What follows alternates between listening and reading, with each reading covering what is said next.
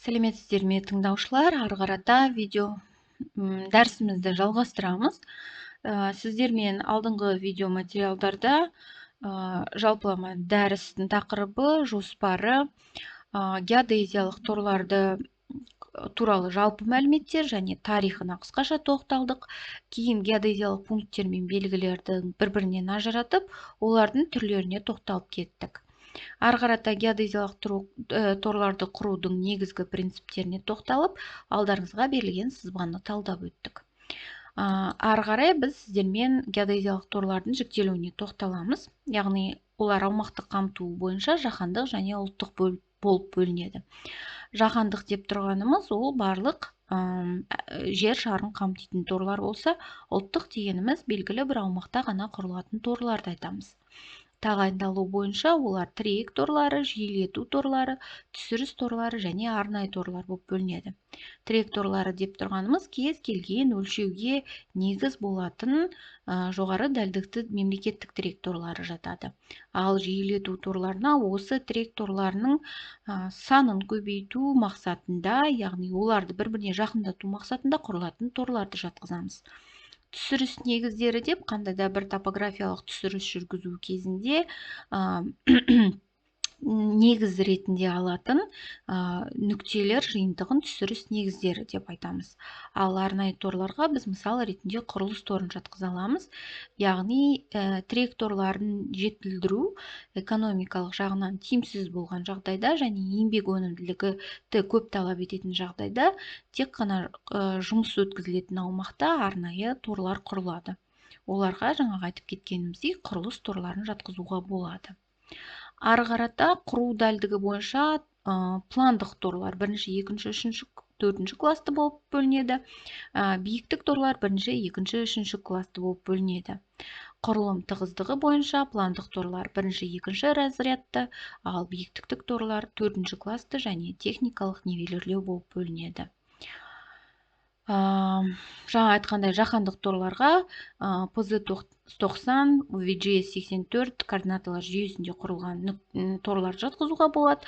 Ал ұлттық торларға біз өзіміз білетін SK42 координаттар жүйесінде құрылған торларды жатқыза аламыз.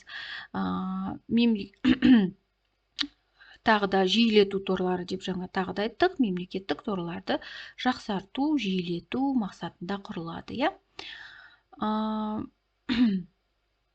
Жалпы пландық геодезиялық тірек торларын құрудың 3 әдісі бар. Ол триангуляция, полигонометрия және трилатерация. Алда сіздерге олардың сызбасы көрсетілген. Енді олардың әрқайсына жеке-жеке тоқтайтын болсақ, жалпы триангуляция әдісін ең алғаш голландық ғалым Снелиус 1614 жылы ұсынған деп жалпы қабылданған. Бұл жерде триангуляция әдісінде үшбұрыштар төбесінің координатталарын анықтау үшін әрбір үшбұрыштың 3 бұрышы өлшенеді және бастапқы үшбұрыштың бір қабырғасы өлшеніп, қалған қабырғаларының ұзындықтары белгілі тригонометриялық формула бойынша есептелінеді. Бірінші класты триангуляция тең қабырғалы үшбұрыштардың қатарынан тұрады. Олар 200 километрден тұратын меридиандар мен параллельдердің бойымен орналасады. Осылай салынған үшбұрыштардың қатарлары бір-бірімен қиылысып, периметрі шамамен 800 000 километр тұйық полигонды құрайды.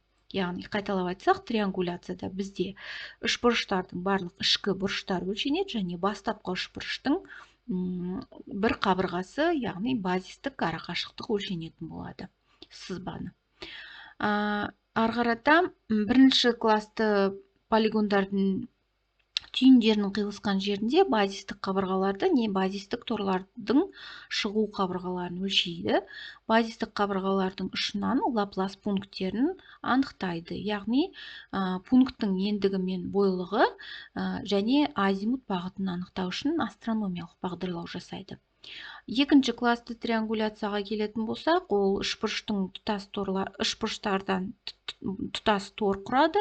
Бірінші класты торлардан негіз алады.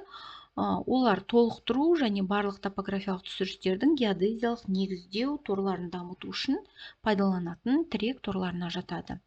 Ал 3-4 класста триангуляциялық торлар ірі масштабты топографиялық түсірістердің негізі болып, мемлекеттік геодезиялық торларды әрі қарай толықтыруда пайдаланады. Олардың үлкен класстың торларының ішінде бөлек пункт немесе қоспасы болып саналады. Полигонометрия бізде триангуляция жүйесін дамыту мүмкін болмаған жағдайда, яғни үшбұрыш формасы ретінде құру қиын болған жағдайда, орман немесе өзен, көл, соларды айналып өту мақсатында қолданылатын әдіс деп айтсақ болады. Полигонометрия әдісінде бізде барлық бұрыштар, барлық арақашықтықтар және бастапқы базистік арақашықтық өлшенеді. Суретте көріп отқандайыңыздай.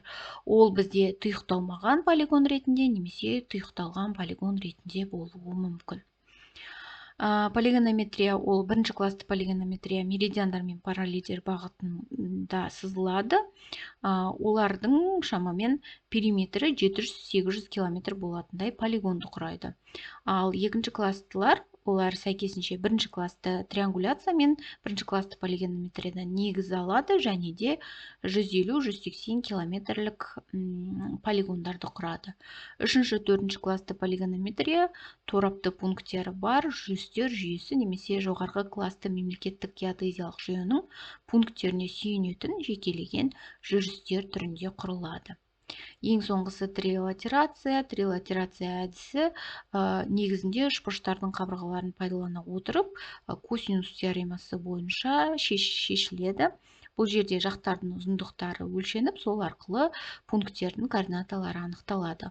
Ол әртүрлі мақсаттағы 3-4 класты инженерлік геодезиялық тор және 1-2 разрядты жиілету торларын құруда осы әдістер қолданылады. Сызба бойынша тағы қайталап айтамыз. Бұл жерде бізде бұрыштар емес, арақашықтықтар өлшенеді. Бастапқы базистік арақашықтық және бастапқы бұрыш өлшенеді. Ары қарата барлық үшбұрыштардың тек қана арақашықтығы өлшенетін болады. Осымен видеоматериалымызды аяқтаймыз. Ары қарата сіздермен геодезиялық құру тірек-торларын құру кезіндегі қандай негізгі мәселелер, қандай негізгі сұрақтар бар, соларға тоқталатын боламыз. Назар аударғандарыңызға рахмет. Келесі видеоматериалда кездескенше.